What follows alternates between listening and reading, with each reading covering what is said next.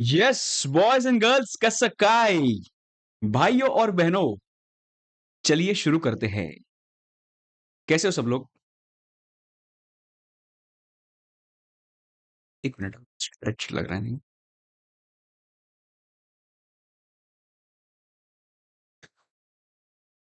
Yes, we are good to go. So दोस्तों, before we start, एक बार फटाफट like कर सकते हो क्या? एकदम फटाफट। Good evening everyone, good evening, good evening, good evening. कैसे हो सब लोग? एकदम मजे, एक नंबर, एकदम बढ़िया।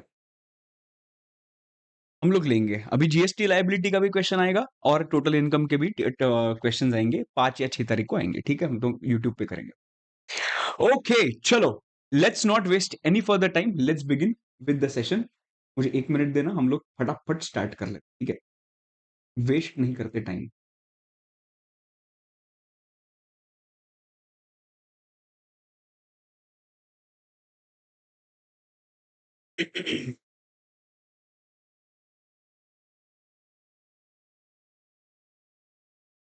चलो, okay, we are good to go. Is everybody ready? Can you please tell me the chat? So ये रजिस्ट्रेशन चैप्टर जो है दोस्तों, ये रजिस्ट्रेशन चैप्टर जो है दोस्तों, ये लोगों को थोड़ा सा टफ जाता है। हम लोगों को लगता है कि थोड़ा सा थियोरेटिकल चैप्टर है सर, हम लोगों को थोड़ा सा डिफिकल्ट जाता है क्रैक करने के लिए। पर दोस्तों, मैं है ना इधर, तेरा भाई इधर बैठा है, काय का डिफिकल्ट और काय का क्या। देखो, अभी हम लोग फटाफट स्टार्ट करेंगे रजिस्ट्रेशन अंडर जीएसटी के लिए। रजिस्ट्रेशन अंडर जीएसटी में सबसे पहले हम लोग 3 पॉइंट्स देखते हैं, ठीक है? सबसे पहला point, certain people are not required to take the registration. तो वो लोग कौन है वो देखते हैं। certain people are required to take the registration on mandatory basis। वो कौन है? एंड थर्ड पॉइंट है, बेस्ड ऑन द थ्रेशोल्ड तुम लोगों को रजिस्ट्रेशन लेना पड़ता है। सबसे पहले हम लोग वो लोगों के बारे में बात करेंगे who are not liable to register. Sir कौन से ऐसे लोग हैं जो रजिस्ट्रेशन लेने का ही जरूरत नहीं है? सबसे पहला, who are engaged in non taxable और एग्जाम सप्लाई। मतलब मैं होली एंड सोली कौन सा सप्लाई कर रहा हूं? नॉन टैक्सेबल या एग्जाम सप्लाई कर रहा हूं। फॉर एग्जाम्पल, मैं दारू बेचता हूं, मैं सिर्फ दारू बेचता हूं, जीएसटी रजिस्ट्रेशन लेके करूं क्या? जीएसटी लगता ही नहीं उसपे, बराबर। या मैं पेट्रोल बेचता हूं सिर्फ, जीएसटी लगता ही नहीं उसपे, तो मैं उसमें ही रहूंगा, तो मैं जीएसटी रजिस्ट्रेशन क्यों लू? Number one. Number two, agriculture है, जो फार्मर्स होते हैं, supply of produce out of land, जो फार्मर्स होते हैं, उनको भी रजिस्ट्रेशन लेने का जरूरत नहीं है, बिकॉज वो लोगों का सप्लाई जो होता है एग्जेम्प्ट होता है, ठीक है? उसके बाद, person making RCM supplies. Making मतलब मेरे लिए जो सप्लाई कर रहा हूं, that is under RCM, but I am the supplier. मैं अगर आरसीएम सप्लाई कर रहा हूं, तो responsibility of payment of tax lies on the recipient. तो रेसिपिएंट जो होता है उसको गवर्नमेंट को जाके पे करना पड़ता है। तो हमेशा अगर मैं आरसीएम सप्लाई करने वाला हूं और रेसिपिएंट ही जीएसटी देने वाला है, then in that case why will the supplier take the registration? तो उसको भी रजिस्ट्रेशन लेने की जरूरत नहीं है। तीन चीजें सब लोग एकदम याद रखेंगे। सबसे पहला, engaged in non taxable supply. Second, agriculturist. और तीसरा, पर्सन मेकिंग आरसीएम सप्लाई। एकदम बराबर, ठीक है? उसके बाद हम लोग आगे जाते हैं एंड देखते हैं कि भाई कंपलसरी रजिस्ट्रेशन कोई लोगों को लेना पड़ता है। सर कौन से केसेस में मुझे कंपलसरी बेसिस पे रजिस्ट्रेशन लेना पड़ेगा? सबसे पहला बात, persons registered under existing law. मतलब अगर तुम लोग एग्जिस्टिंग लॉ के अंदर रजिस्टर्ड हो, मतलब सर्विस टैक्स के अंदर रजिस्टर्ड हो, तो तुम लोगों को जीएसटी के अंदर रजिस्ट्रेशन लेना मैंडेटरी हो जाता है। Number one. दूसरा point, transfer of business. Transfer of business मतलब क्या? बिजनेस ट्रांसफर हुआ, मतलब हम ट्रांसफर के परस्पेक्टिव से देख रहे हैं। जिसको ट्रांसफर हो रहा है उसको क्या लेना पड़ेगा? रजिस्ट्रेशन लेना पड़ेगा, ठीक है? अमालगमेशन एंड डीमर्जर के केस में जो भी रिजल्टिंग कंपनी या न्यू कंपनी है, उसको मैंडेटरी बेसिस पे रजिस्ट्रेशन लेना पड़ेगा। तो हम लोग बकेट्स करते हैं, business transfer and amalgamation demerger का, this is the first bucket. Second point is person availing RCM supplies. Sir अभी तो ऊपर बात की हम लोग ने आरसीएम सप्लाईज का, अरे भाई वो सप्लायर का पर्सपेक्टिव था। हम लोग अभी रेसिपिएंट के पर्सपेक्टिव से बात कर रहे हैं कि जिनको भी आरसीएम सप्लाईज रिसीव होता है, आरसीएम सप्लाईज जिसको रिसीव होता है, उनको क्या लेना पड़ेगा? मैंडेटरी बेसिस पे रजिस्ट्रेशन लेना पड़ेगा। Okay sir. उसके बाद casual taxable person and non resident taxable person, ठीक है सर?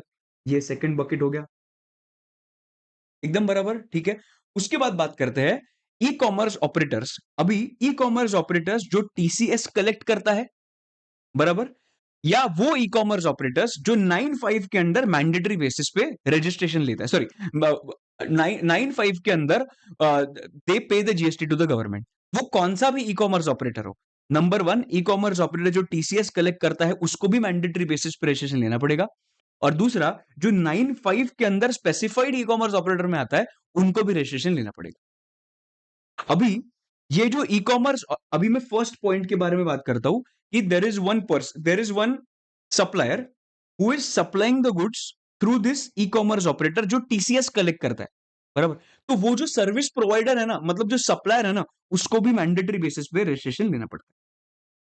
उसको भी मैंडेटरी बेसिस पे रजिस्ट्रेशन लेना पड़ता है। वापस बोलेंगे, ई कॉमर्स ऑपरेटर जो टीसीएस कलेक्ट करता है उसको लेना है। ई कॉमर्स ऑपरेटर जो स्पेसिफाइड है 9(5) के अंदर उसको लेना है। जो e commerce operator TCS collect करता है, अगर ऐसे ई कॉमर्स ऑपरेटर के थ्रू मैंने बिजनेस किया होगा, देन इन दैट केस जो सप्लायर जो होता है उसको भी क्या लेना पड़ता है, मैंडेटरी बेसिस पे रजिस्ट्रेशन लेना पड़ता है। ओके सर, इधर तक कुछ प्रॉब्लम नहीं। और एक पॉइंट है, ये ऑइडार ISD service and outside India supplier of online gaming. These are the 3 points. These 3 points are applicable only to final, not for inter. बराबर। इसमें और एक पॉइंट है, अगर if there is a taxable person, और अगर मैं टैक्सेबल पर्सन के बिहाफ पे कुछ कस्टमर को सप्लाई करता हूं, मतलब कहना से टैक्सेबल पर्सन प्रिंसिपल बन गया। अगर प्रिंसिपल के बिहाफ पे एजेंट सप्लाई कर रहा है to the customer, then in that case ये एजेंट को भी क्या करना पड़ता है, रजिस्ट्रेशन लेना पड़ता है। सर हम लोग वापस बोलेंगे थोड़ा सा याद रखने के लिए, सबसे पहले जो एग्जिस्टिंग लॉ के अंदर रजिस्टर्ड है उसको रजिस्ट्रेशन लेना है, बराबर है। ओके, हम लोग अभी दो दो बकेट्स के बारे में बात करेंगे, 2 and 2। 1 transfer of business and amalgamation demerger. उसके बाद आता है casual taxable person and non resident taxable person. तीसरा बकेट आता है ई कॉमर्स ऑपरेटर का बकेट, कि ई कॉमर्स ऑपरेटर खुद जो टीसीएस कलेक्ट करता है, ई कॉमर्स ऑपरेटर खुद जो 9(5) के अंदर रजिस्टर्ड है, और अगर जो टीसीएस कलेक्ट करने वाले ई कॉमर्स ऑपरेटर के थ्रू मैंने अगर कौन सा सप्लाई किया, तो जो सप्लायर होता है उसको भी क्या करना पड़ता है, मैंडेटरी बेसिस पे रजिस्ट्रेशन लेना पड़ता है। सो कंपल्सरी रजिस्ट्रेशन के ये पॉइंट्स तुम लोगों के बनते हैं, बराबर एकदम। हम लोग अभी मेन पॉइंट पे आते हैं, that is based on the threshold limit. कौन से लिमिट एप्लीकेबल होता है? सबसे पहले 10 lakhs के लिए लिमिट है एमएमटी नागालैंड। तुम लोगों के लिए, तुम लोगों के पास अलग अलग वर्डिंग्स हो सकते हैं, तो तुम लोग वो यूज करो, प्रॉब्लम नहीं है। अभी बात करते हैं एमएमटी नागालैंड। एमएमटी नागालैंड मतलब एम मतलब क्या? अगर तुम्हारे ऑपरेशंस मिजोरम, मणिपुर, त्रिपुरा, नागालैंड, मिजोरम, मणिपुर, त्रिपुरा, नागालैंड इसमें है, तो लिमिट क्या होने वाला है, 10 lakhs। ओके, अगर तुम्हारा जो ऑपरेशंस है वो संपत में है, संपत, संपत मतलब सैमपुट, संपत, SAMPUT। सर एस मतलब सिक्किम, ए मतलब अरुणाचल प्रदेश, एम मतलब मेघालय, पी मतलब पुदुचेरी, यू मतलब उत्तराखंड एंड टी मतलब तेलंगाना। नाउ सर इसमें ए मतलब आसाम नहीं है एंड टी मतलब त्रिपुरा नहीं है। प्लीज ये चीज समझना, प्लीज ये चीज समझना, A is not Assam and संपत के अंदर जो टी है that is not not Tripura. So I hope that you are understanding what I am trying to say here, that 10 lakhs के लिए एमएमटी नागालैंड, 20 lakhs के लिए संपत, बराबर। एस मतलब सिक्किम, अरुणाचल प्रदेश, मेघालय, पुडुचेरी, उत्तराखंड, तेलंगाना। ठीक है सर, ओके। नाउ कॉन्शियसली ये चीज तुम लोग क्या याद रखोगे मालूम है, ये एमएमटी नागालैंड का जो एम है ना 10 lakhs में, उधर मेघालय नहीं आता है। दिमाग में फिट करना, बिकॉज एग्जाम में यही गलती होने वाली। तुम लोग बोलो सर मुझे को आता है, ऐसा नहीं होता है। एग्जाम में यही गलती होती है कि तुम लोग गलती इधर ही करते हो, कि भाई इधर एमएमटी नागालैंड में एम क्या था, अच्छा मेघालय, अरे हाँ एम ना, वो मेघालय, वो एमएमटी, अरे नहीं भाई, एमएमटी नागालैंड में मेघालय नहीं आता है, करेक्ट है। और संपत के अंदर जो टी है वो त्रिपुरा नहीं है, इट इज तेलंगाना। ठीक है, इजी है, ओके। उसके बाद हम लोग अदर स्टेट्स के बारे में बात करते हैं। अदर स्टेट्स में इधर तुम लोगों को समझाता हूं, देखो। अदर स्टेट्स के अंदर सबसे पहले तुम लोग ये चीज देखोगे कि भाई तुम लोग एक्सक्लूसिवली गुड्स दे रहे हो, या फिर गुड्स प्लस सर्विस दे रहे हो, या फिर ओनली सर्विस दे रहे हो। ठीक है, एक्सक्लूसिवली गुड्स दे रहे हो, या फिर you are giving goods plus service या ओनली सर्विस। अगर तुम लोग गुड्स प्लस सर्विस या ओनली सर्विस दे रहे हो, then in that case the limit for you is going to be 20 lakhs। ये अदर स्टेट्स की बात कर रहे हैं, ठीक है। अगर मैंने गुड्स का बात किया, देन इन दैट केस अगर मैं एक्सक्लूसिवली गुड्स में दे रहा हूं supply, then in that case देखो कि तुम लोग कौन सा गुड्स दे रहे हो। ये हैंडीक्राफ्ट गुड्स दे रहे हो क्या, या फिर अदर गुड्स दे रहे हो? अगर तुम लोग हैंडीक्राफ्ट गुड्स के ट्रांजैक्शन में हो, तो देखो कि तुम लोग इंट्रा स्टेट सप्लाई कर रहे हो या इंटर स्टेट सप्लाई कर रहे हो। एंड अदर गुड्स में भी देखेंगे कि भाई तुम लोग इंट्रा स्टेट सप्लाई कर रहे हो या इंटर स्टेट सप्लाई कर रहे हो। बात करते हैं हैंडीक्राफ्ट गुड्स का। अगर अगर तुम लोग हैंडीक्राफ्ट गुड्स में हो और तुम लोग अगर इंट्रा स्टेट सप्लाई देते हो, तो limit for you to take the registration will be 40 lakhs। ठीक है। अगर अदर गुड्स का इंट्रा स्टेट सप्लाई कर रहे हो, तो limit for you is going to be 40 lakhs। तो गुड्स के केस में इंट्रा होगा कौन सा भी, तो 40 लाख का लिमिट है। अगर मैंने हैंडीक्राफ्ट गुड्स देता हूं एक्सक्लूसिवली और मैं इंटर स्टेट करता हूं, तो मेरे लिए लिमिट इधर आता है 20 lakhs। एंड एक्सक्लूसिवली गुड्स दे रहा हूं और अदर गुड्स दे रहा हूं और वो इंटर स्टेट दे रहा हूं, देन इन दैट केस सब लोग मुझे बताना कि इसका आंसर क्या आता है। इसका आंसर आता है मैंडेटरी बेसिस पे रजिस्ट्रेशन।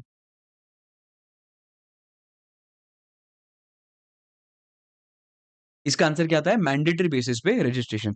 मुझे अभी सब लोग बताएंगे इन द चैट, ठीक है। सब लोग बताएंगे अगर मैं, मेरे दो बिजनेसेस है, नंबर वन मैं हैंडीक्राफ्ट का सेल करता हूं और वो हैंडीक्राफ्ट का सेल जो करता हूं ना, वो मैं इंट्रा स्टेट करता हूं, और जो अदर गुड्स का सेल करता हूं, अदर गुड्स, वो मैं इंटर स्टेट सेल करता हूं। मुझे बताओ what is going to be the limit for registration, फटाफट।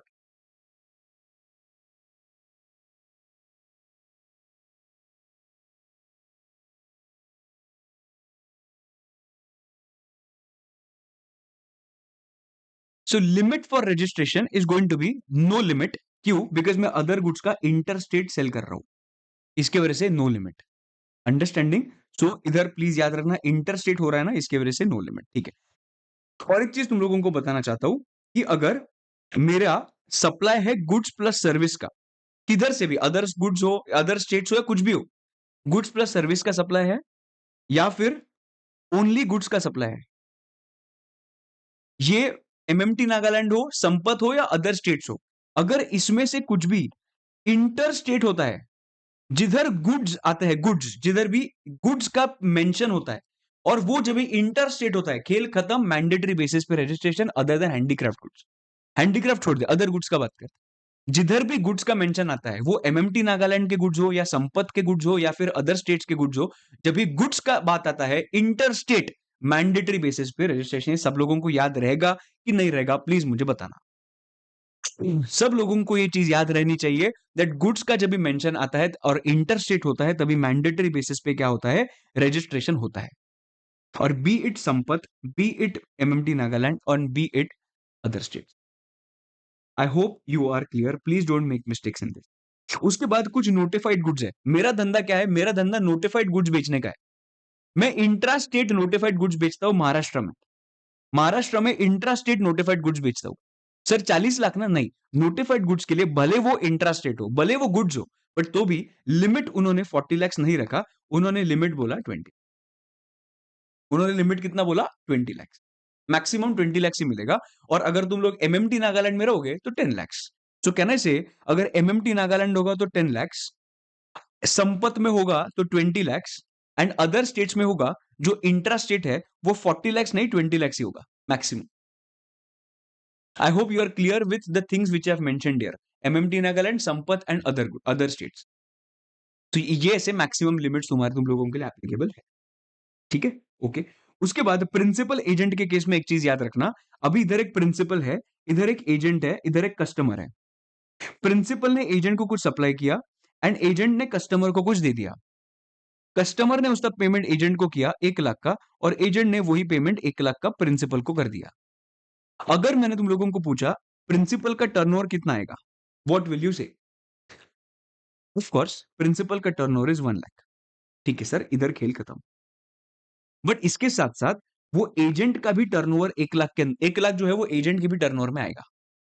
एजेंट के भी टर्नओवर में वो 1 लाख रुपए आएगा। जो प्रिंसिपल के बिहाफ पे जो एजेंट ने कस्टमर को बेचा था, वो एजेंट के भी टर्नओवर में आएगा। अभी एजेंट का एक इंडिपेंडेंट कस्टमर है। कौन है? Independent customer. और वो इंडिपेंडेंट कस्टमर से उसको कितना पैसा मिला मालूम है क्या? इंडिपेंडेंट कस्टमर से उसको पैसा मिला 2 lakhs। तो ये 2 लाख जो है ये एजेंट के टर्नओवर में ऐड हो जाएगा, राइट? सो प्रिंसिपल का टर्नओवर तो 1 लाख है ही, प्रिंसिपल के साथ-साथ वही टर्नओवर एजेंट का भी बन जाएगा और जो एजेंट ने इंडिपेंडेंट कस्टमर को बेचा था, प्रिंसिपल के बिहाफ पे नहीं बेचा था, तो वो भी एजेंट के टर्नओवर में ऐड हो जाएगा। एकदम सिंपल बात है। लाइफ में इधर तक कुछ प्रॉब्लम है क्या? सर एग्रीगेट टर्नओवर में क्या-क्या आता है बता सकते हो क्या? ज़रूर बताऊँगा। एग्रीगेट टर्नओवर में आता है taxable supply, exempt supply, interstate supply, export supply, माँ कसम सब कुछ। इंटरस्टेट, टैक्सेबल, exempt, एक्सपोर्ट सब कुछ आ जाएगा एग्रीगेट टर्नओवर के अंदर। बट अगर मैं लॉजिकल बात है, अगर मैं कुछ सप्लाई रिसीव कर रहा हूँ, मैं कुछ सप्लाई रिसीव कर रहा हूँ, रिसीव बोल रहा हूँ मैं रिसीव और उस पे लगता है रिवर्स चार्ज मैकेनिज्म और मैं वो सप्लाई के लिए वैल्यू पे करता हूँ 10 लाख का। मेरा क्वेश्चन है सबको, please tell me in the chat, will this 10 lakh rupees be included in this person's turnover? Will this 10 lakh rupees be included in this recipient's turnover? क्या लगता है? आरसीएम सप्लाई रिसीव हुआ है, मतलब मुझे जीएसटी पे करना है और मैंने उसका पेमेंट तो कर दिया वैल्यू का 10 लाख का। Will this 10 lakh rupees be added to the turnover of this person? क्यों होगा भाई? ये तो पेमेंट कर रहा है ना 10 लाख का, ये 10 लाख का इसके टर्नओवर में क्यों ऐड होगा? लॉजिकली नहीं बैठ रहा है, बराबर? तो उन्होंने इधर लिख दिया है, जो person receiving supply under RCM है, वो क्या करेंगे हम लोग? एक्सक्लूड करेंगे। ऑफ कोर्स एक्सक्लूड ही करने वाला था मैं। अगर मैंने कुछ चार्ज किया कस्टमर को और उसके साथ-साथ जीएसटी भी चार्ज किया, अरे भाई 10 लाख चार्ज किया, उसके साथ-साथ 1 लाख का जीएसटी चार्ज किया, तो मेरा टर्नओवर 10 लाख है कि 11 लाख है? तो मेरा टर्नओवर 10 लाख ही मानो प्लीज। ऐसे वो लोग बोल रहे हैं।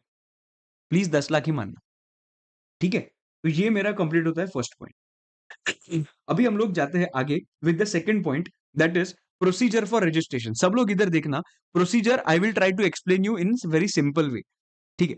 सबसे पहले सबसे पहले एक चीज याद रखना, रजिस्ट्रेशन लेने के लिए तुम लोगों को 2 फॉर्म्स भरने पड़ते हैं। सॉरी, फॉर्म के 2 पार्ट्स होते हैं, part A and part B.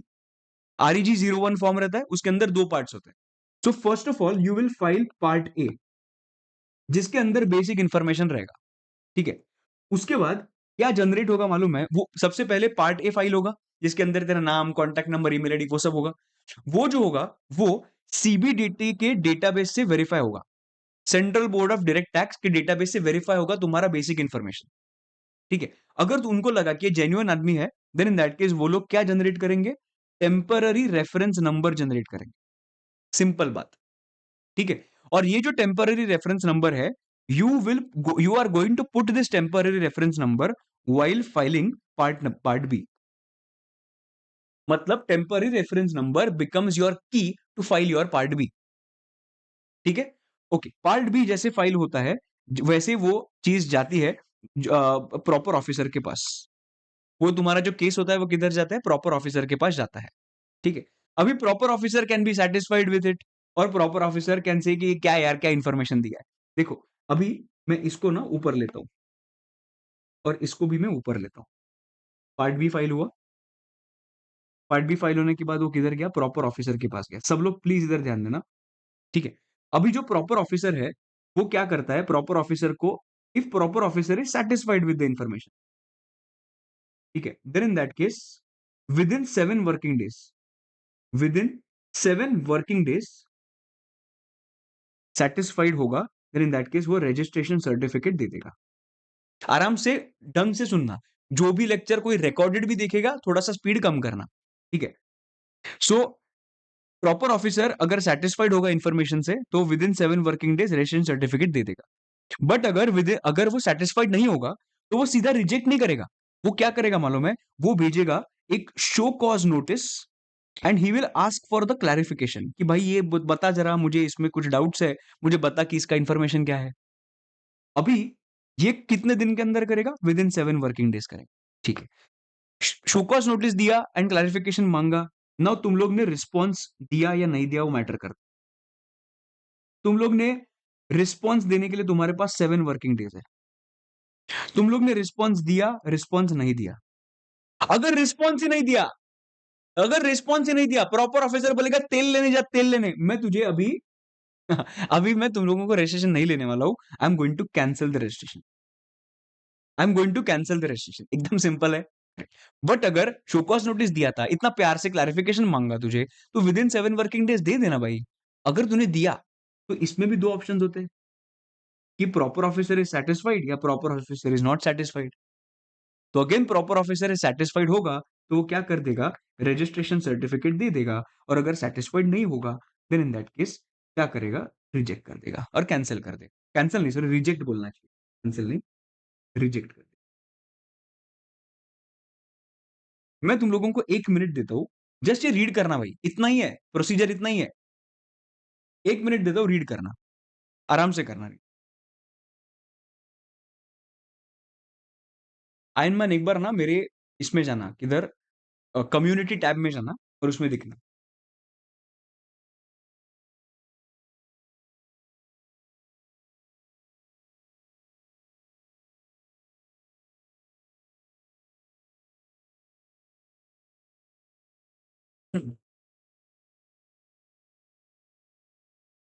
Aditya नहीं भाई, एक बार पढ़ना चाहिए ढंग से, उसके बाद ही देखना है यार। मैं तो बहुत फास्ट लगेगा तेरे लिए। हेलो भाई। ओके, पढ़ लिया क्या भाई? Okay, this this is your process of registration, ठीक है ना? ओके। अभी कभी कभी होता है, सी, आधार ऑथेंटिकेशन करना मैंडेटरी है। आधार ऑथेंटिकेशन करना मैंडेटरी है। अगर तुम लोग ने आधार ऑथेंटिकेशन नहीं किया है देन इन दैट केस तुम्हारा होने वाला है फिजिकल वेरिफिकेशन। क्या होने वाला है? Physical verification.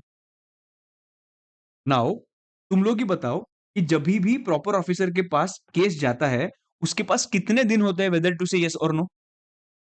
कैन आई से 7 वर्किंग डेज होते हैं, बराबर? तो 7 वर्किंग डेज के अंदर अगर आधार ऑथेंटिकेशन नहीं किया है वो पर्सन ने, तो फिजिकल वेरिफिकेशन 7 वर्किंग डेज के अंदर होना थोड़ा डिफिकल्ट होता है।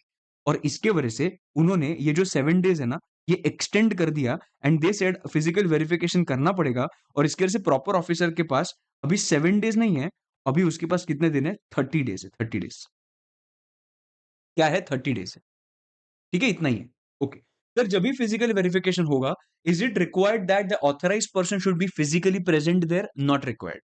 जो अमेंडमेंट 1-2 अटेम्प्ट पहले आया था कि उन्होंने बोला कि ऑथराइज पर्सन नहीं होगा तो भी चलेगा भाई, तुम लोग फिजिकल वेरिफिकेशन करो, ऑथराइज पर्सन फिजिकली प्रेजेंट होना मैंडेटरी नहीं है, ठीक है सर। उसके बाद अभी देखते हैं what is the effective date of registration. सब लोग प्लीज इधर फोकस करना। इफेक्टिव डेट ऑफ रजिस्ट्रेशन कैसे होता है? तो सबसे पहले रजिस्ट्रेशन के दो टाइप्स होते हैं। Number one, it is going to be a mandatory registration and it is going to be a voluntary registration, ठीक है? तो मैं पहले बात करता हूं वॉलेंटरी रजिस्ट्रेशन में। मेरा 20 लाख 10 लाख कुछ क्रॉस हुआ ही नहीं है, मुझे रजिस्ट्रेशन देने का है, तो ले ले भाई। तो सर इफेक्टिव डेट क्या होगा? जो दिन पे मैं अप्लाई करूंगा वो डेट इफेक्टिव होगा, या फिर मुझे जब भी रजिस्ट्रेशन सर्टिफिकेट मिलेगा that date will be effective? Answer is whenever I will receive the registration certificate, that day is going to be considered as effective date of registration, बराबर? बट अभी बात करता हूं मैंडेटरी बेसिस पे registration. मतलब क्या? Mandatory मतलब मेरा 10 lakh 20 lakh 40 lakh as the case may be has crossed, एक बार वो क्रॉस हो चुका है। If the limit has crossed then in that case it is your responsibility कि भाई विद इन 30 डेज तुम लोगों को एप्लीकेशन करना पड़ता है। विद इन 30 डेज तुम लोगों को एप्लीकेशन करना पड़ता है, ठीक है? जो भी तुम्हारा टर्नओवर क्रॉस हुआ उधर से विद इन 30 डेज तुम लोगों को एप्लीकेशन करना पड़ता है फॉर रजिस्ट्रेशन। अगर मेरा रजिस्ट्रेशन जो है, सॉरी, वो जो टर्नओवर जो है वो क्रॉस हुआ है, सॉरी, आई डोंट नो यार आजकल ऐसे क्यों होता है। जो टर्नओवर जो है वो क्रॉस हुआ है ऑन 7/7/2024 को टर्नओवर क्रॉस हुआ, बराबर? मैंने 8/7/2024 को अप्लाई कर दिया, ये दिन पे टर्नओवर क्रॉस हुआ, मैंने 8/7 को अप्लाई कर दिया, और मुझे 30th ऑफ अगस्त को 30th ऑफ अगस्त को मुझे क्या मिल गया? रजिस्ट्रेशन सर्टिफिकेट मिल गया। नाउ अगर मैंने अप्लाई किया है, okay, have I applied within 30 days? Yes, and that's why the effective date of registration is going to be 7/7/24, ठीक है सर। अगर यही डेट अगर ये 8/8 होता, ये 8/8 होता within 30 days, have I applied? ये दिन तो टर्नओवर क्रॉस हुआ, have I applied within 30 days? No, which means the effective date of registration is going to be 30/8/2024, जब भी रजिस्ट्रेशन सर्टिफिकेट मिला। देखो, if you have applied then जो registration कब से इफेक्टिव होगा? It will be effective when the threshold was crossed, correct? And if no, if you have not applied within 30 days when the registration certificate is granted, that is going to be the effective date of registration. Simple. Rule number 10A पे आता है. Sir what is rule number 10A? देखो, हम लोग ने ऊपर देखा था कि तुम लोगों को पार्ट ए भरना पड़ता है एंड पार्ट बी भी भरना पड़ता है, बराबर. पार्ट ए भी भरना पड़ता है एंड पार्ट बी भी भरना पड़ता है. One at the time of filing part B, तुम लोगों को बैंक डिटेल्स भरने पड़ते हैं. तुम लोगों को बैंक डिटेल्स भरने, ठीक है. बट उन्होंने एक रिलैक्सेशन दिया और उन्होंने बोला कि भाई तुम लोग जब भी पार्ट बी के अंदर बैंक डिटेल्स भरते हो ना, it is okay if you don't file the bank details at the time of filing part B. It is okay, but you can submit the bank details at a later stage. देना पड़ेगा, पर part B के time पे नहीं दिया तो चलेगा. तुम लोग ने एट अ लेटर स्टेज दिया तो भी चल जाएगा. सो लेटर स्टेज क्या होता है? देखो, उन्होंने बोला रिलैक्सेशन दिया और उन्होंने बोला bank details can be filed with in 30 days from the grant of registration certificate. मतलब जैसे रजिस्ट्रेशन सर्टिफिकेट आ जाएगा, उधर से विद इन 30 days तुम लोगों को क्या करना है? बैंक डिटेल सबमिट करना है. सर अगर नहीं किया तो रजिस्ट्रेशन कैंसिल हो जाएगा. बट वो करना पड़ता है, करना पड़ता है. मैं हमेशा बोलता हूं, मैंने भी डिलेड बेसिस पे ही किया था. मैं रूल नंबर 10A का ये लिया था, क्या लिया था? रिलैक्सेशन लिया था. ठीक है, ओके. और अगर within 30 days from the grant of registration certificate, तेरे पास टाइम है ना, तो विद इन 30 days कर ले. और उसके अंदर अगर उसके बीच में due date of furnishing the return आ गया, तो वो due date whichever is earlier. अगर विद इन 30 days बीच में एक ड्यू डेट आता है, देन इन दैट केस जो भी ड्यू डेट होगा वो, या 30 days which ever is earlier का जो डेट होगा उसके पहले तुझे बैंक डिटेल सबमिट करने पड़ते हैं. इधर तक तो सर सब लोगों को मालूम होता है. इधर तक तो सर सब लोगों को मालूम होता है. मेरे हिसाब से the most underrated part and most expected part is this, relaxation not applicable. मतलब तुम लोगों को पार्ट बी के टाइम पे ही क्या करना पड़ता है? पार्ट बी के टाइम पे ही तुम लोगों को बैंक डिटेल्स देने पड़ते हैं. कौन से केसेस में? टीडीएस डिडक्टर होगा तो, टीसीएस कलेक्टर होगा तो, एंड सुओ मोटो रजिस्ट्रेशन के टाइम पे. ये तीनों केसेस में रूल नंबर 10A का रिलैक्सेशन इज नॉट एप्लीकेबल. ये चीज याद रखना सब. TDS deductor, TCS collector, suo moto registration, ठीक है, ओके. तो उनको पार्ट बी के टाइम पे देना पड़ेगा. सर मुझे बताओ, रजिस्ट्रेशन फॉर सीटीपी एनआरटीपी कैसे होता है? एकदम सिंपल है. सीटीपी एनआरटीपी का रजिस्ट्रेशन होता है मैंडेटरी, ठीक है. You have to apply for the registration at least 5 days prior to the start of business. Start of business के पहले 5 दिन एटलीस्ट तुम लोग ने एप्लीकेशन करना चाहिए. मुझे मैक्सिमम जो लाइसेंस पीरियड मिलता है that is going to be 90 days. It can be lesser than 90 days as well, no problem, पर 90 days मिलता है लाइसेंस पीरियड. ठीक है सर. पेमेंट जो होता है वो मुझे एडवांस, पेमेंट ऑफ टैक्स जो होता है वो मुझे एडवांस में करना पड़ता है ऑन एस्टिमेशन बेसिस.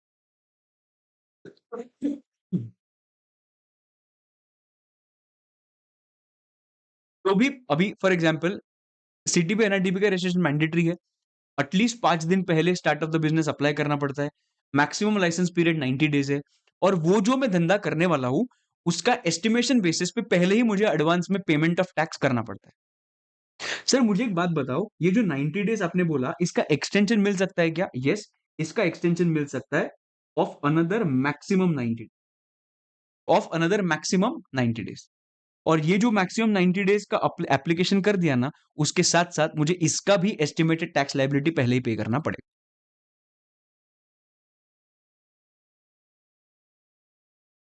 अंडरस्टैंडिंग. उसके बाद सीटीपी एनआरटीपी का बात करते हैं. सीटीपी एनआरटीपी के केस में, सीटीपी एनआरटीपी के केस में सीटीपी का registration process is very much normal. ठीक है, नॉर्मल होता है, पैन बेस्ड रजिस्ट्रेशन होता है, REG 01 and pan is required, बराबर. बट फॉर एनआरटीपी अगर मैंने बात किया, तो एनआरटीपी का कैसे होता है? देखो, इसमें 2 पॉइंट्स आते हैं. एनआरटीपी कौन कौन हो सकता है? नंबर 1, बिजनेस एंटिटी हो सकती है, या फिर वो एनआरटीपी एक नॉर्मल पर्सन हो सकता है. ठीक है, नॉर्मल पर्सन मतलब इंडिविजुअल हो सकता है. प्लीज सब लोग इधर ध्यान देना. In case of business entity estimated, नहीं, in case of business entity establish होना चाहिए, वो एस्टेब्लिश्ड आउटसाइड इंडिया, उनको एक एप्लीकेशन करना पड़ता है और उसके साथ साथ उनको टैक्स आइडेंटिफिकेशन नंबर देना पड़ता है. तो what is tax identification number? मतलब basically any number which is given by the outside India, जो फॉरेन कंट्री है, अगर फॉरेन कंट्री में कुछ यूनिक नंबर दिया है वो बिजनेस एंटिटी को, तो वो तुम लोगों को इंडिया में आके बताना पड़ता है। तो वो एप्लीकेशन के साथ साथ तुम लोगों को टैक्स आइडेंटिफिकेशन नंबर देना पड़ता है, बराबर, और any unique number which is given by that particular government, बराबर। Point number one. Point number two, NRTP can make an application. अगर कोई एनआरटीपी इंडिविजुअल होगा तो वो एप्लीकेशन कर सकता है अलॉन्ग विद अ पासपोर्ट। वो क्या कर सकता है? अलॉन्ग विद अ वैलिड,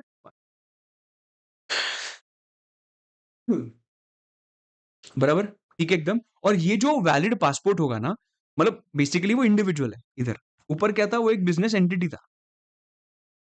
इधर कौन है? नीचे इंडिविजुअल है, तो उसके पास वैलिड वैलिड पासपोर्ट होगा तो भी चलेगा। And application needs to be e verified, मतलब ये जो एप्लीकेशन होगा, this needs to be e verified by his authorised signature, who is an Indian registered having a valid PAN. जो भी वो एप्लीकेशन वेरीफाई करेगा, वो ई वेरीफाई करना चाहिए। किसने करना चाहिए? ऑथराइज सिग्नेटरी ने करना चाहिए। Who is an Indian registered having a valid pan, जिसके पास कौन होना चाहिए? इंडिया का रेसिडेंट होना चाहिए और उसके पास वैलिड पैन होना चाहिए। अंडरस्टैंडिंग? तुम लोगों को समझ रहा है? जस्ट मुझे 1 मिनट देना सर, मुझे पानी भी 1 मिनट रुको सर, 1 ही minute sir.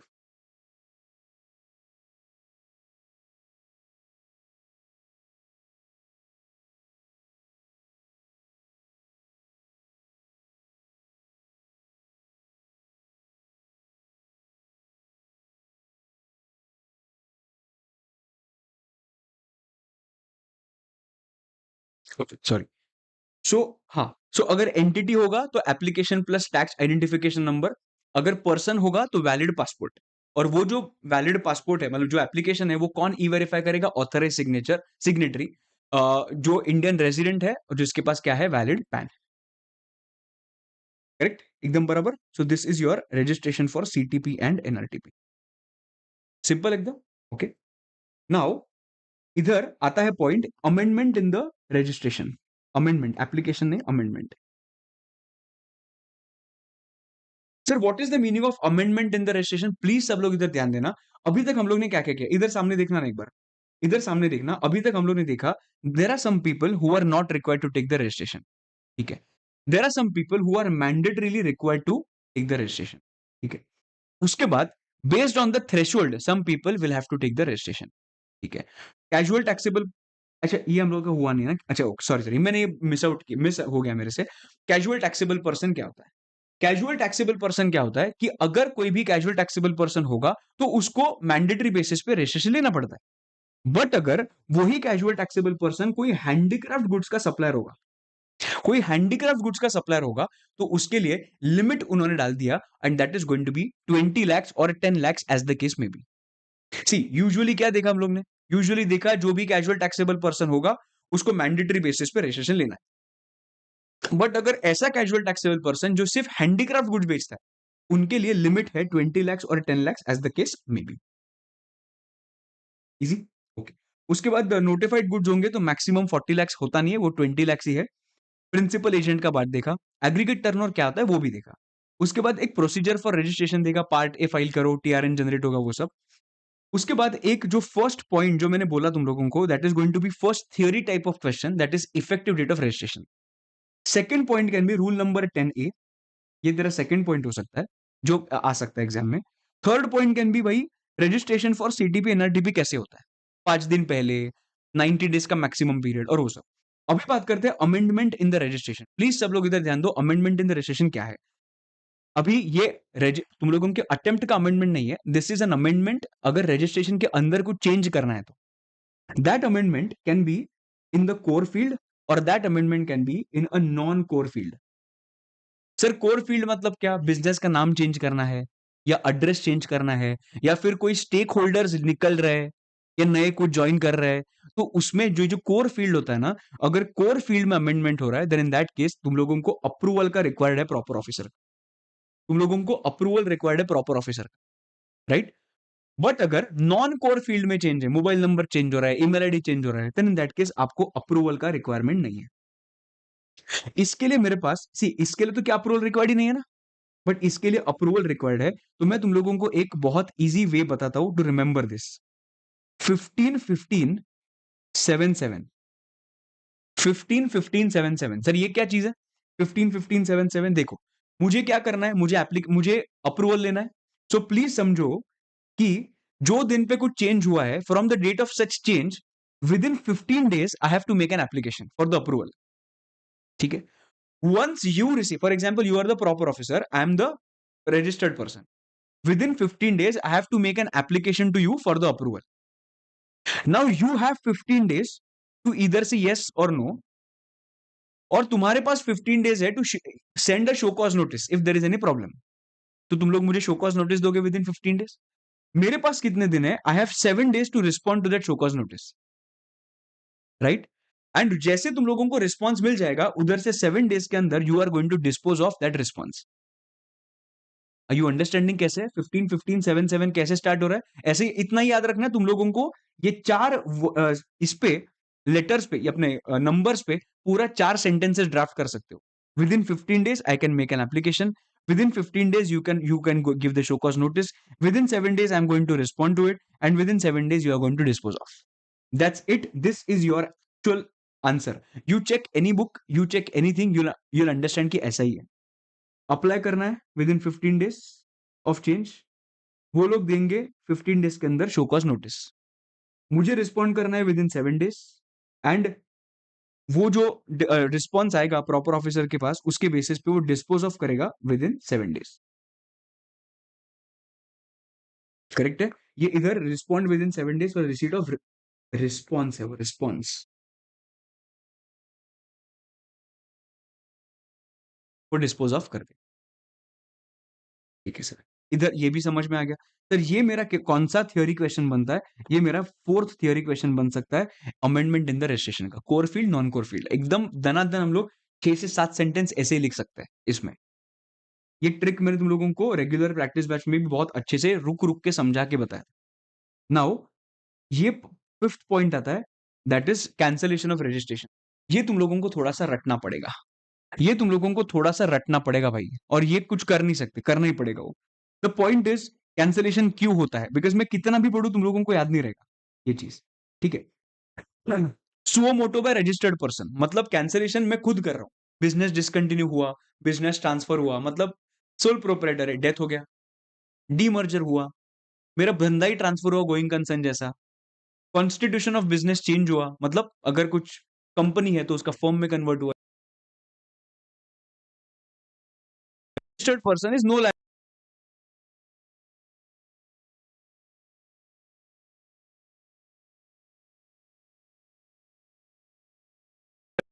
Hello hello hello, perfect.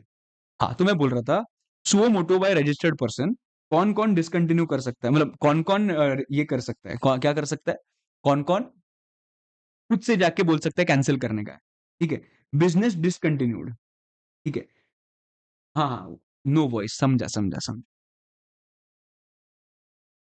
ठीक है, बिजनेस डिसकंटिन्यू हुआ, बिजनेस ट्रांसफर हुआ, change in the constitution of business, registered person is no longer liable to register, इसके वजह से मैंने कैंसिल कर दिया रजिस्ट्रेशन।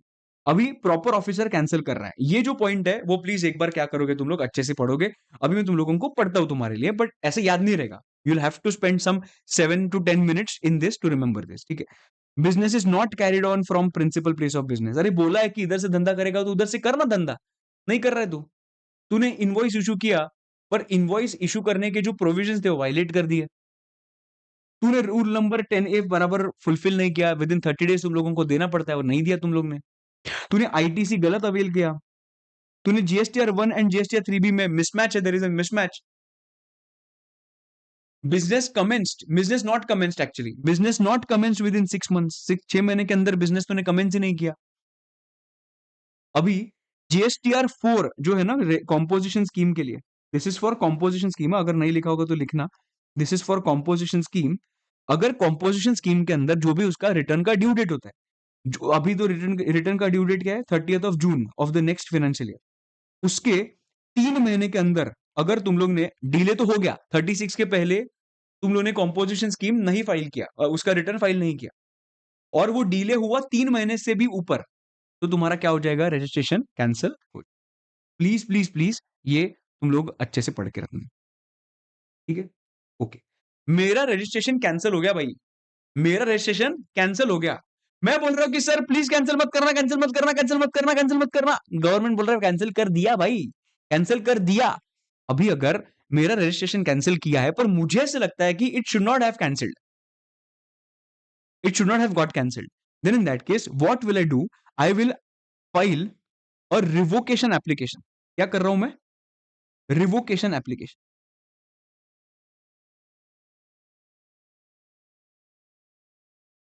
अंडरस्टैंडिंग? रिवोकेशन किसके लिए होता है? मेरा जो कैंसलेशन हुआ है ना, वो कैंसलेशन को कैंसिल करने के लिए मैं एप्लीकेशन करता हूं और इसको बोलते हैं रिवोकेशन एप्लीकेशन। सो कैंसलेशन का जो ऑर्डर आता है वो कैंसिल करने का काम करना है अपने को। कैंसलेशन ऑर्डर कैंसिल करना है, मतलब कैंसलेशन ऑर्डर रिवोक करना है। अंडरस्टैंडिंग? तो रिवोक करने के लिए मैंने तुम लोगों को एक इजी वे बताया था याद रखने के लिए, और वो इजी वे क्या है? 90-30-730। 90-30-730 मतलब 90-30 चलता रहेगा जब भी 730 बजेगा। ठीक है, समझ रहा तुम लोगों को? 90-30 चलता रहेगा जब भी 730 बजेगा। तो ऐसा तुम लोगों को याद रखना है। सर ये कैसे याद रखे? मैं बिना देख के तुम लोगों को बोलता हूं कि कैसे याद रखना है रिवोकेशन का। ठीक है, 90-30 चलता रहेगा आफ्टर 730। ठीक है, अभी 90 क्या है? मेरा रजिस्ट्रेशन कैंसिल हो गया। जो दिन से मुझे वो कैंसिलेशन ऑर्डर मिला, उधर से within 90 days I will make an application.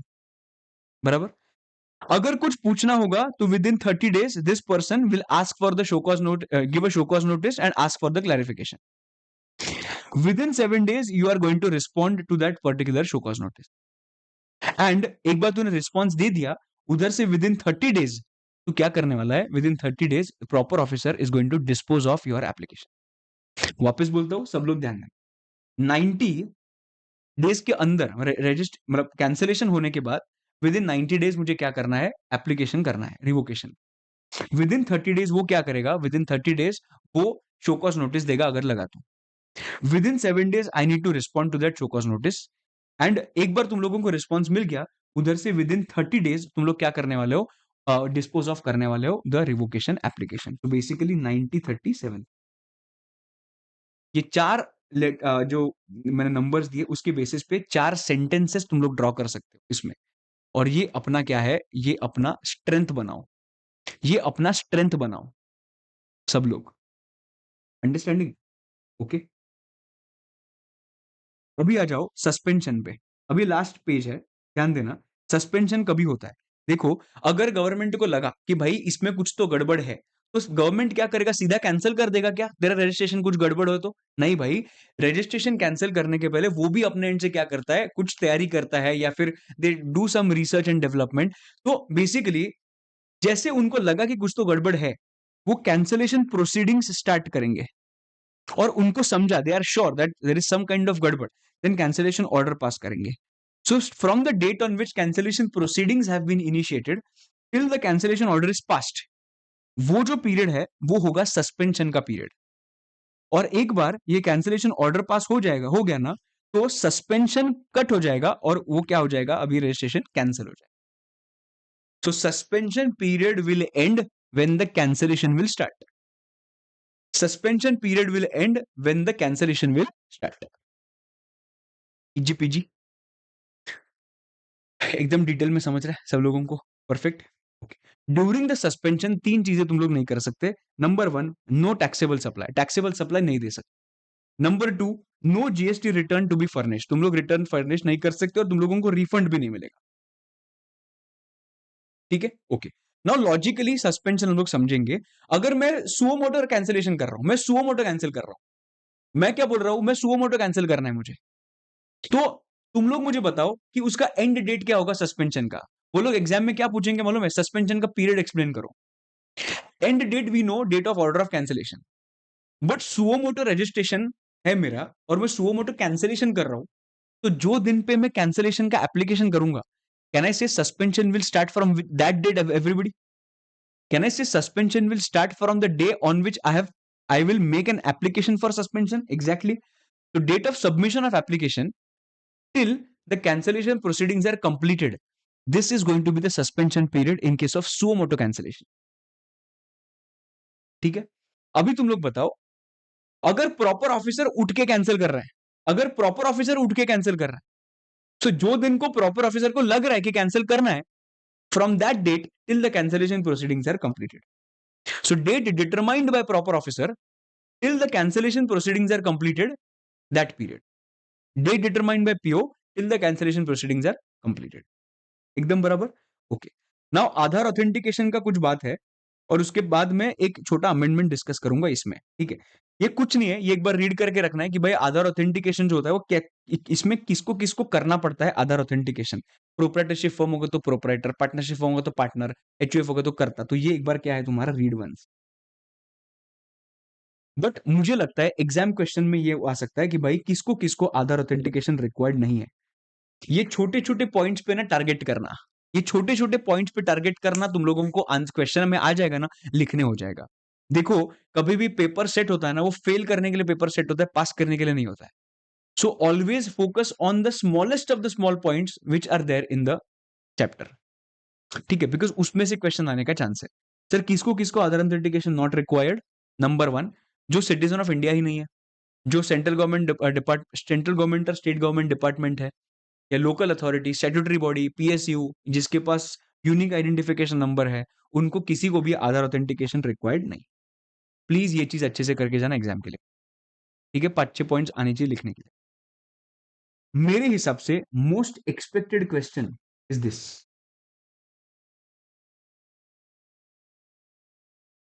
Most expected question is this. What is the meaning of, okay, what is there in this. देखो यूजुअली क्या होता है, ई कॉमर्स ऑपरेटर के थ्रू जो supply कर रहा है ना, उनको मैंडेटरी बेसिस पे रजिस्ट्रेशन लेना पड़ता है, बराबर. बट उन्होंने रिलैक्सेशन दिया. तो व्हाट इज द रिलैक्सेशन, सब लोग प्लीज ध्यान दो. अगर कोई भी गुड्स सप्लाई कर रहा है थ्रू ई कॉमर्स ऑपरेटर, तो उनको मैंडेटरी बेसिस पे रजिस्ट्रेशन है. बट उन्होंने बोला there are certain suppliers who are exempted from taking compulsory registration. There are certain suppliers who are exempted from taking mandatory registration, जो ई कॉमर्स ऑपरेटर के through धंधा कर रहा है, तो भी उनको कंपल्सरी रजिस्ट्रेशन लेने का जरूरत नहीं है. 8 पॉइंट्स मुंह पे होने चाहिए. सब लोगों के 8 पॉइंट्स मुंह पे होने चाहिए, because this is a new topic. So specific questions वो लोग पूछ सकते हैं, और मेरे क्वेश्चन बैंक में इस पे स्पेसिफिक मैंने क्वेश्चन पूछा है. सब लोगों को याद होगा लास्ट क्वेश्चन जो हमने डिस्कस किया. ठीक है, नाउ द पॉइंट इज कि ऐसे कौन से सप्लायर्स ऑफ गुड्स है जो थ्रू ई कॉमर्स ऑपरेटर सप्लाई कर रहा है और जिनको कंपल्सरी रजिस्ट्रेशन नहीं लगेगा. कौन से लोग हैं. सबसे पहले कौन सा कंडीशंस है, मतलब number one, persons who shall not make, मतलब जो जिनको ऐसा करना है वो इंटरस्टेट सप्लाई नहीं कर सकते. भाई ये यूनिवर्सल रूल है. अगर तुझे, अगर तूने इंटरस्टेट सप्लाई कर दिया तो तुझे रजिस्ट्रेशन मैंडेटरी बेसिस पे एनीवेज लेना पड़ता है. तो तू इंटरस्टेट सप्लाई मत कर. तू सप्लायर है ना गुड्स का, तू ई कॉमर्स ऑपरेटर के थ्रू कर रहा है ना, तुझे कंपल्सरी रजिस्ट्रेशन नहीं लेना है ना, तो इधर देख. सबसे पहले इंटरस्टेट सप्लाई नहीं करने का. ठीक है, तो मेरा ठीक है. Person shall not make supply through E commerce operator in more than one state और यूनियन टेरिटरी. तू खुद को क्या बोल रहा है, तू छोटा आदमी है. तू छोटा आदमी है तो तू ई कॉमर्स ऑपरेटर के थ्रू सिर्फ एक ही स्टेट से काम कर सकता है. तो ये कंडीशन भी मंजूर है, मैं बोला मंजूर है. ठीक है, तो मैंडेटरी बेसिस पे रजिस्ट्रेशन नहीं लेना. मेरे पास क्या होना चाहिए, पैन होना चाहिए. तेरे पास पैन है, हाँ है, ये भी मंजूर है. 3 चीजें अभी तक देखी. नंबर वन, इंटरस्टेट नहीं कर सकता, मंजूर मंजूर. मैं गुड्स बेचता हूँ ई कॉमर्स ऑपरेटर के थ्रू, एक ही स्टेट में कर सकता हूँ ऑपरेशन मेरे, मंजूर. मेरे पास पैन है, पैन है. वो जो पर्सन है, such person shall declare on the common portal उनका PAN, state of operations and addresses of place of business. ये क्या करना पड़ता है, उनको डिक्लेयर करना पड़ता है ऑन द कॉमन पोर्टल. ये 4 चीजें हम लोग एक बकेट में डाल देंगे. What are these 4 points. Interstate नहीं कर सकता, एक ही स्टेट में कर सकता है, पैन होना चाहिए, और कुछ कॉमन पोर्टल पे इंफॉर्मेशन डालना है. ठीक है. ये जो लोग होते हैं जिनको मैंडेटरी बेसिस पे रजिस्ट्रेशन नहीं लेना है, उनको क्या दिया जाएगा मालूम है, एनरोलमेंट नंबर दिया जाएगा. एनरोलमेंट नंबर, जिनके पास एक ही होगा एनरोलमेंट. ऐसे लोगों के पास जो ई कॉमर्स ऑपरेटर के थ्रू गुड्स बेच रहा है और जिनको कंपल्सरी रजिस्ट्रेशन नहीं लेना है, एनरोलमेंट नंबर दिया जाएगा, वो एक ही होगा. और ई कॉमर्स ऑपरेटर की वही लोगों को अलाउ करेंगे जिनके पास एनरोलमेंट नंबर है. जिनके पास एनरोलमेंट नंबर है सिर्फ वो लोगों को ही अलाउ करेंगे, या फिर जिनके पास रजिस्ट्रेशन नंबर है. रजिस्ट्रेशन नंबर है तो ऑफकोर्स अलाउ करेंगे. पर जिनके पास रजिस्ट्रेशन नहीं है, तो किसको अलाउ करेंगे? जिनके पास एनरोलमेंट नंबर है। Understanding? So ecommerce operator shall allow only such supplier who has provided enrolment number. And एक बार तुम्हारा रजिस्ट्रेशन नंबर आ गया तो एनरोलमेंट नंबर क्या हो जाएगा? कैंसिल हो जाएगा। बराबर, एकदम बराबर, परफेक्ट एकदम। ओके, तो ये 8 पॉइंट्स सब लोग याद रखेंगे। इसमें एक छोटा सा अमेंडमेंट आया था ये इसमें कैंसिलेशन ऑफ रजिस्ट्रेशन के पॉइंट में। सब लोग इधर ध्यान देना। अगर मेरा ये डेट पे कैंसिल हो गया रजिस्ट्रेशन, ठीक है, कैंसिलेशन हुआ और वो कैंसिलेशन होने के बाद मैंने रिवोकेशन एप्लीकेशन फाइल किया और मेरा ये दिन पे रिवोक भी हो गया। Can I say it's a good news for me? Yes. So एक बार रिवोक होने के बाद सब लोग इधर फोकस करो। एक बार रिवोक होने के बाद विद इन 30 डेज, क्या बोल रहा हूं मैं? विद इन 30 डेज, एक बार रिवोक होने के बाद विद इन 30 डेज मुझे रिटर्न फाइल करना पड़ता है। ये पीरियड का क्या फाइल करना पड़ता है? रिटर्न फाइल करना पड़ता है। और अगर वो within 30 days return file नहीं किया, then in that case if not filed, ये मेरे अमेंडमेंट में कवर्ड है, अमेंडमेंट वीडियो में, if not filed then in that case आपका रजिस्ट्रेशन वापस क्या हो जाएगा? कैंसिल हो जाएगा। आपका रजिस्ट्रेशन वापस क्या हो जाएगा? कैंसिल हो जाएगा। पहले कैंसिलेशन हुआ, एप्लीकेशन किया रिवोकेशन का, रिवोक हो गया, मतलब अच्छी बात है, तो वापस एक्टिव हो गया ना मेरा जो भी रजिस्ट्रेशन था। तो जो दिन से कैंसिल हुआ है till till the time it is revoke, वो दिन का मुझे return with in 30 days file करना पड़ेगा। और किया तो ठीक, अगर नहीं किया तो रजिस्ट्रेशन क्या हो जाएगा? कैंसिल। अंडरस्टैंडिंग? सर कितने हम लोगों को थियोरी क्वेश्चंस पढ़ने हैं। सबसे पहला थियोरी क्वेश्चन पॉइंट आउट करके रखो भाई, इसमें से ही क्वेश्चन आएंगे। इफेक्टिव डेट ऑफ रजिस्ट्रेशन रट लो, पॉइंट है आज क्वेश्चन आने वाला है इसमें से 100%। Effective date of registration. Number 2 rule number 10A। Number 3 registration for CTP and RTP. Number 4 that is going to be amendment in the registration. Number 5 जो है एग्जाम में आएगा दैट इज रिवोकेशन का, that is 90-30-7-30, correct. Number 6 suspension का information आ सकता है, भाई लिखो कि सस्पेंशन का पीरियड क्या है, ठीक है। और जो नंबर 7 है, सॉरी, ये नंबर 5 जो है वो कैंसिलेशन के पॉइंट्स, रिवोकेशन का point is number 6, suspension is going to be number 7, और ये जो 8 पॉइंट जो डिस्कस किए गुड्स के सप्लायर के, दिस इज योर नंबर 8। ये 8 पॉइंट्स करके जाओ, एग्जाम में इसमें से क्वेश्चन दिख सकता है। व्हेन यू नो दैट इसमें से क्वेश्चन दिखने का फुल चांस है, व्हाई टू लीव? बड़ा इतना ही करना है तुम लोगों को, बैठो 2 घंटा, खत्म हो जाएगा ये पॉइंट खुद से। और ऊपर का तो तुम लोगों को आता ही है, ये थ्रेशोल्ड है वो सबका, बराबर है। सो दोस्तों, हमारा रजिस्ट्रेशन अंडर जीएसटी पूरा का पूरा खत्म होता है। मेरा रजिस्ट्रेशन अंडर जीएसटी पूरा का पूरा खत्म होता है, अलॉन्ग विद अमेंडमेंट्स मैंने इधर कवर कर दिया। दोस्तों, आई होप दैट आज का सेशन तुम लोगों को अच्छे से समझा होगा। If yes, I know that तुम लोग थोड़े कंजूस हो, पर अगर अच्छा जेन्युइन लगा होगा तो एक बार कमेंट करना, नहीं तो ठीक है। ठीक है, ओके। तुम लोग पे है, अच्छा लगा तो करो, लाइक करना है तो प्लीज लाइक कर लो, और हम लोग कल मिलेंगे इनपुट टैक्स क्रेडिट के लिए। एकदम मस्त, अच्छा लगा एकदम सेशन। ये जो सेशन तुम लोगों के लिए ले रहा हूँ, मैं भी तुम लोगों के साथ मेहनत कर रहा हूँ। सो हम दोनों बहुत मेहनत कर रहे हैं, so results are going to be positive. तो बिल्कुल तुम लोग टेंशन मत लेना, जस्ट दैट आपके एंड से मेहनत किधर भी कम मत पड़ने देना, because that is going to matter the most. ठीक है, give your 110%, whatever days you are left with, just give your 110%, result will be yours and that's my guarantee. I am doing every bit of it, मैं सब कुछ मेरे and से try कर रहा हूँ। हम लोग 16 या 17 तारीख से रोज हम लोग यूट्यूब पे लाइव आ रहे हैं and we are taking sessions. DT का सुपर रिविजन कंप्लीट किया, आईजीटी का भी अभी थोड़े दिन में सुपर रिविजन कंप्लीट हो जाएगा। उसके टोटल इनकम के क्वेश्चंस करेंगे, जीएसटी लाइबिलिटी के क्वेश्चंस करेंगे, एमटीपीस करेंगे, सुपर सेंटिफाई करेंगे, everything. I am doing every possible thing from my and. वो मेरा पेड स्टूडेंट हो, पेड स्टूडेंट ना हो, मैं यूट्यूब पे सब कुछ करवा रहा हूँ, करेक्ट। और इसके वजह से ऐसा नहीं कि मैंने पेड स्टूडेंट के साथ कुछ गलत कर रहा हूँ, उनके जो जो सेशंस होते हैं वो अलग लेवल के क्वालिटीज के होते हैं, और यूट्यूब पे भी ऑफकोर्स यूट्यूब पे अलग कंटेंट होता है, right. So I am doing every possible thing from my end, I just want you to give your 110%। So please सब लोग इंश्योर करना एंड मुझे प्रॉमिस करना that you will give your 110% to make this attempt as your last attempt. ठीक है, give your best shot. आज के लिए इतना ही, और कल हम लोग मिलेंगे इनपुट टैक्स क्रेडिट के लिए। This is Amit Mahajan, I will see you in the next video. Till then, bye bye, see you, take care, bye bye, good night.